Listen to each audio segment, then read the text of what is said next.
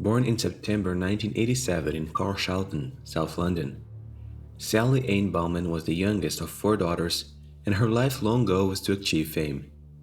To that end, she attended the Brit School, a well-known performing arts college that produced talents like Adele and Amy Winehouse.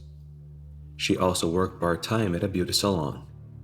Beautiful and tall, Sally was constantly asked to model for local brands, and quickly became a well-known face in her hometown.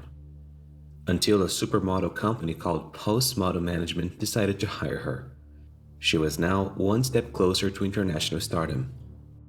September 24, 2005 was a Saturday, and like most girls her age, Sally, who was 18, and an older friend were planning a night out on the town after a long week at work. After eating at a restaurant, Sally would still have to travel about 9 miles home. But her friend invited her to go with her at a party at a pub called Lloyd's Bar. The two drank and enjoyed themselves, but around 1 a.m., Sally said she wanted to leave. They asked for a taxi that dropped them off at the friend's house. Soon after arriving, Sally wasn't feeling well about sleeping in a strange house. Her friend only had brothers, but she didn't have money to take a taxi anymore, and at that time, there weren't any more buses to her neighborhood. So she decided to call her boyfriend, a 20-year-old man named Louis. She knew Louis was in the nearby area on a friend's birthday and asked if he could stop by her friend's house and pick her up and then drop her off. He agreed and picked her up in his car around 2:30 a.m. The two left for Sally's house. During the car ride, they argued, each blaming the other for cheating. Upon arriving on the street of Sally's house, the argument continued inside the car for about 2 hours, but then they made up, hugged, and kissed. Louis said he had to go back, but Sally didn't want him to leave, and they started arguing again. Louis got out of the car and Sally got out with him. The boy came around, gave her a hug, and got in the car. But Sally got back in the vehicle too, determined not to let him come back for the birthday party. Finally, Sally grabbed her bag, got out of the car, and started walking towards her house, while Louis started the car and drove away. Around 4:30 a.m., Sally's screams were heard by neighbors, but no one came to investigate what had happened. In the morning, a newspaper delivery man found Sally's body on her doorstep. She had been forced into intercourse and was stabbed several times with a sharp-bladed object, probably a knife. The police were called and the house was cordoned off from the onlookers who had begun to surround the street. The autopsy revealed that Sally's cause of death was hemorrhage. They also found bite marks all over her body. The strangest thing is that traces of cement were found in her airways. The attack was vicious and shocked the entire community. The investigation to find the person responsible for the crime began immediately, but the police were literally in the dark. There were no witnesses and the neighborhood had no security cameras. It wouldn't be easy, but they had evidence. The criminal had left his DNA. Sally's boyfriend, as is always the case in cases like this, was initially treated as the prime suspect, but was released the same day. However, 2 days later, he was arrested after phone records showed that he threatened Sally, accusing her of cheating. However, his DNA was not compatible with the sample found at the scene, and he was released 4 days later. Nearly 5 months after the crime, DNA tests still hadn't found a match, at least no one in the police database.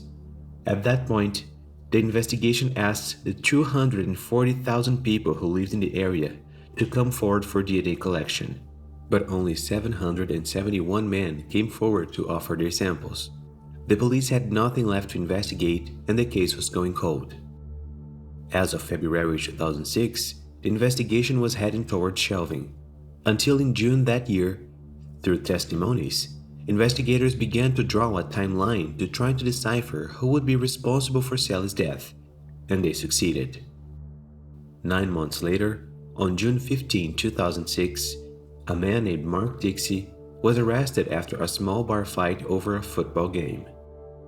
The police arrested him, and due to the investigation into Sally's murder, they were taking DNA from everyone they could, no matter the nature of the crime. After spending the night in jail, Mark was released the next day. It took more than 2 weeks for Mark Dixie's DNA to work its way through the evaluation system and return as an exact match to the sample found on Sally Anne Bowman's body. Mark was arrested at work, and during a search of his property, police found photos of Sally cut out of a newspaper. Mark pleaded not guilty and was put on trial in February 2008. In court, Mark was described by several witnesses as being a freeloader who enjoyed using people to get what he wanted. Many acquaintances came forward to the court to tell their stories about the man described as a bad person, not crazy. With no other way to escape, he finally confessed that he had intercourse with Sally while she was unconscious on the sidewalk of her house, but refused to admit that he took her life, claiming that he found her that way and only took advantage of the situation. He also said he only realized that she was lifeless when he bit her cheek. The police then drew a timeline for the events, which was as follows. The night Sally disappeared in September 2005, the city was in a frenzy. There are over 150 bars and pubs open, and there was no shortage of opportunities to enjoy yourself. That night, while Sally and her friend were drinking in Lloyd's bar on Main Street, a celebration was taking place 2 miles down the road, where 35-year-old Mark Dixie was celebrating his birthday. He was drinking with some friends with whom he shared a house, and they only intended to leave the next morning.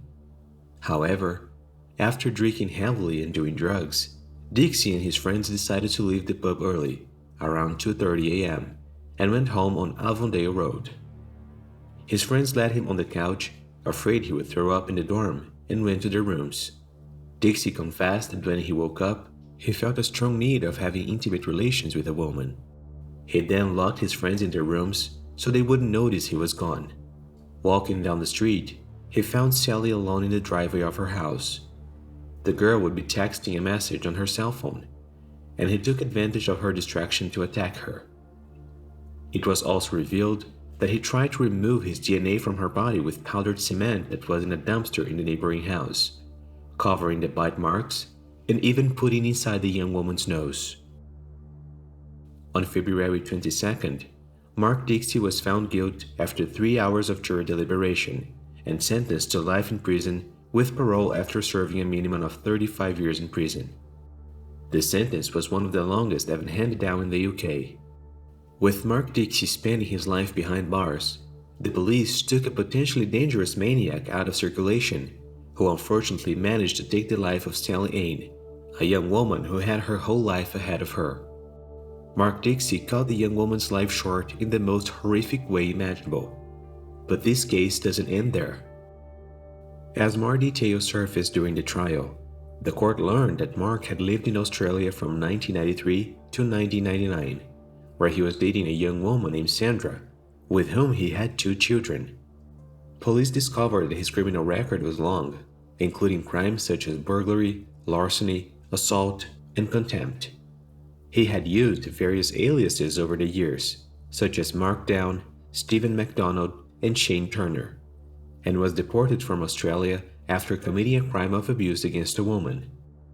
In 1987, when he was just 16 years old, Mark had already started his criminal career. He attacked a woman, pushing her into his car, where he forced her to do things to him. He still tried to keep her in the vehicle, but the woman managed to escape. In 1998, a Thai student who lived in Australia was threatened. Her attacker stabbed her with a sharp object and then left, thinking she was dead. But luckily, she survived. The DNA found at the scene belonged to Mark Dixie. He was also allegedly accused of another attack in 2002, when he assaulted a woman on a flight of stairs. This woman also survived the attack.